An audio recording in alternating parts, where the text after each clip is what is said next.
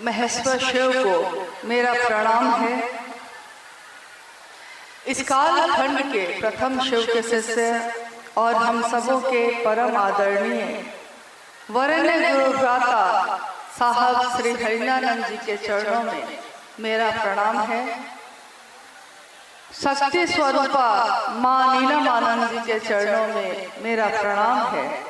और खगड़िया जिले के विभिन्न स्थानों से आप जो गुरु भाई गुरु बहन आए हैं और इस मैदान में उपस्थित हैं, आप सभी के चरणों में मेरा प्रणाम।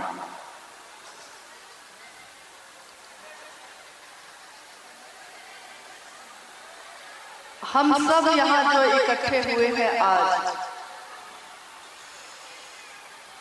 एक शिव गुरु महोत्सव का आयोजन है और इस आयोजन में हम भी आए, आप भी आए।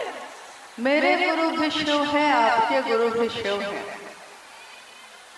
और ये शिव शिष्यता की बात इस काल खंड में नई आ गई है ऐसा नहीं है। हजारों वर्षों से घर घर में शिव की पूजा होती आई है।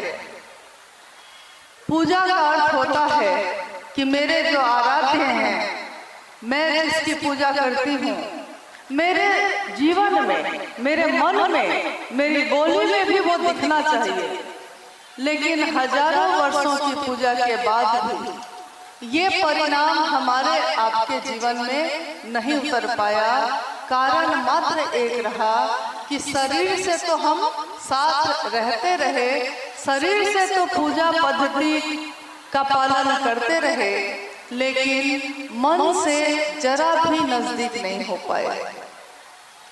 शिव के मंदिरों में भीड़ लगती रही। हमारे घर के पूजा घर में हम घंटों बैठकर मंत्र का जप करते रहे, शिवलिंग पे जल चढ़ाते रहे, फूल पत्ती चढ़ाते रहे, उपवास करते रहे। लेकिन हमारी चाहत बस इतनी ही होती थी कि मेरा परिवार अच्छा रहे, मेरे बच्चे अच्छे रहें, सब कुछ अच्छा हो। इसके अलावा मेरे भी इस जीवन की कोई यात्रा है, मेरा जन्म जो हुआ है इस धरती पे, इसके पीछे कोई कारण है। हमने इस पे कभी भी सोचा ही नहीं। कभी दिमाग में ये नहीं आया कि हर व्यक्ति जो इस धरती पे जन्म लेता है उसका एक जीवन होता है और उसके जीवन को जीने का एक उद्देश्य होता है, एक मकसद होता है। न वैसा गुरु मिला, न वैसा सानिध्य मिला। लेकिन देखिए, आज कभी कभी ऐसा होता है कि कोई कहता है, जब हम शिव की बात करते हैं, शिव को गुरु बनाने की बात कहते हैं, शिव का शिष्य बनने की बात कहते हैं, तो कुछ वैसे लोग मिल जाते हैं जो कहते हैं कि ये बात किसने कही आपको। हम लोगों के मुंह से निकल जाता है कि साहब हरिंदर नंद जी जो हैं, साहब हरिंदर नंद जी की वाणी है ये, उन्होंने ये बात कही है। लोग कहते हैं कि क्या हरिंद्रानंद साहब खुद आए थे आपको ये बात कहने? तो हम कहते हैं कि नहीं, शरीर से वो खुद नहीं आए थे, लेकिन बात उन्हीं की आई थी। और बात जिसकी होती है उस बात में उस व्यक्ति की ऊर्जा होती है जिसकी बात आई है। मेरे अंदर कोई ताकत नहीं है, मेरी कोई सामर्थ्य नहीं है, मेरी कोई विशाल नहीं है, लेकिन जिसने ये बात कही है कि शिव मेरे गुरु हो सकते हैं, बात तो उनमें है और ऊर्जा भी उन्हीं की काम कर रही है। हम दिखते हैं, आप दिखते हैं। अभी भाई चंदन जी ने भजन गाया, घर मंदिर से नहीं वो कम, तुम रख दो जहां कदम, ऐ हरिंद्र सारी दुनिया बिछाती है फूल, दिल अपना बिछाएंगे हम। ये भजन, ये गीत सबसे पहले मैंने सुना था। आपके बगल में एक जिला है बेगूसराय, बेगूसराय जिला में सदानंदपुर एक स्थान है। साहब और माँ नीलमानंद जी के साथ मैं आई थी उसमें, और शिव गुरु संगोष्ठी का आयोजन हुआ था। उस समय 2 दिन का आयोजन होता था।